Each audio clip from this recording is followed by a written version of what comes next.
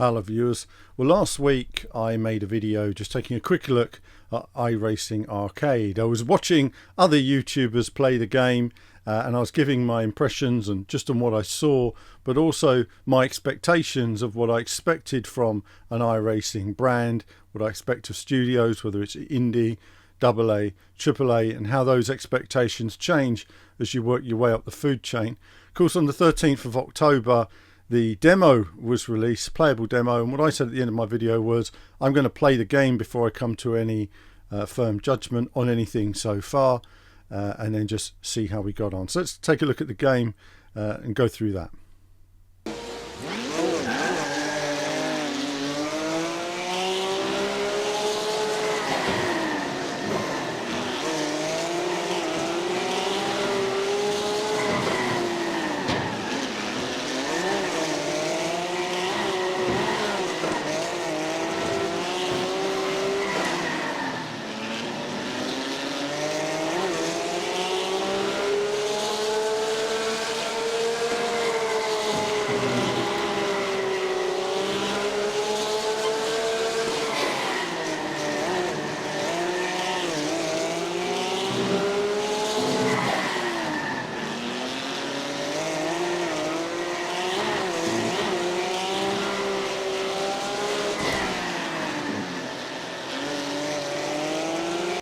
Okay, so jumping on to iRacing Arcade, first thing was we're going around Tsukuba Racecourse, been around this a lot of time.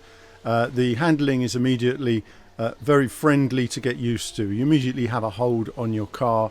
The brakes are very sensitive. The acceleration is quite sensitive as well in terms of wheel spin. So immediately I'm braking for a corner too much, I'm oversteering into the corner. And I'm getting my head around that. The final corner is a good example. I was braking a bit for that corner, thinking you need to scrub off some speed, but in actual fact you can take it flat out.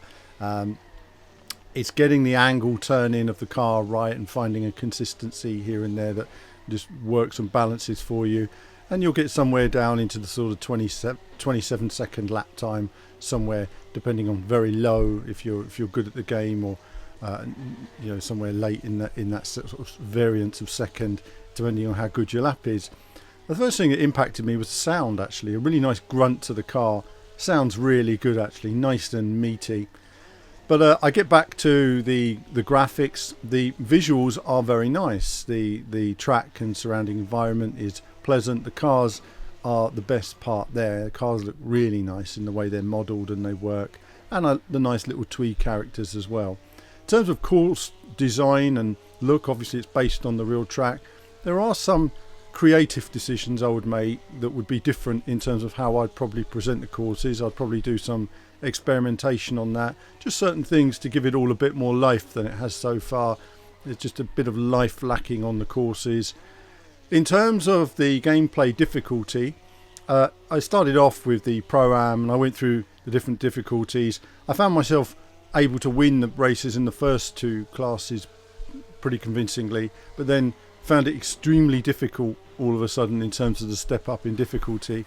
One of the key difficulties wasn't necessarily my lap times or consistency, it was, though it was very difficult, the cars were on the limit, it was the crashing into other cars. Sometimes they were very aggressive and they would take me out constantly, so I just found myself battling in the midfield.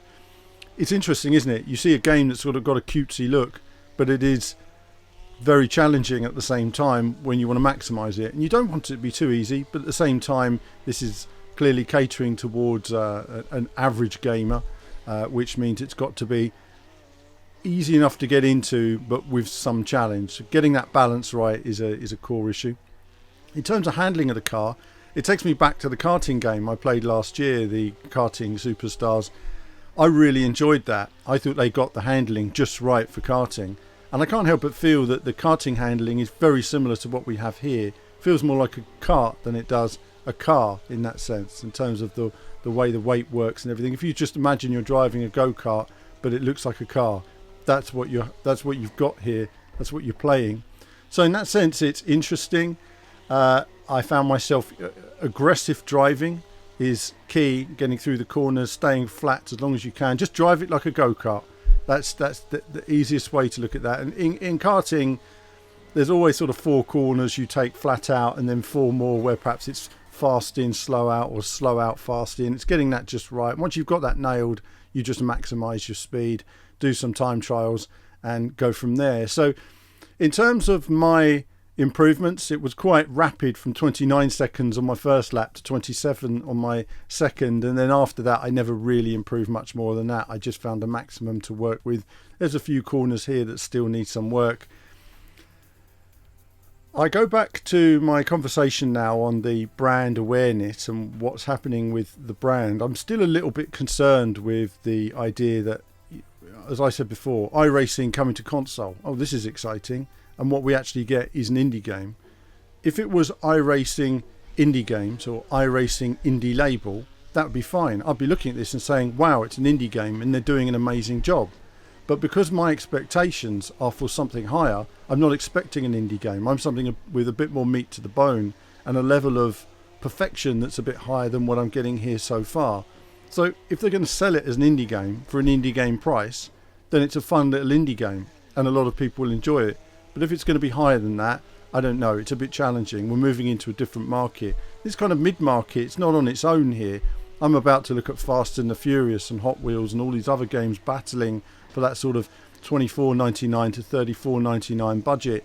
And they've all got pros and cons depending on your attention span, how much time you're going to put into it. Interesting decisions. In terms of how it works, it is karting superstars in many ways, combined with circuit superstars. And as an indie game on its own right, I think I would be more impressed than just as it is. It does feel like the karting game, and there, as I say, there are artistic changes I would have made just to differentiate it and define this world a bit more that we're in. But yeah, that's it really for me for now. I mean, it's one of those games that I'll sort of play with, I'll have a muck around with. Don't really know what I would think of it long term. It depends what there is to explore in the final game, what cars are available, how the different cars behave.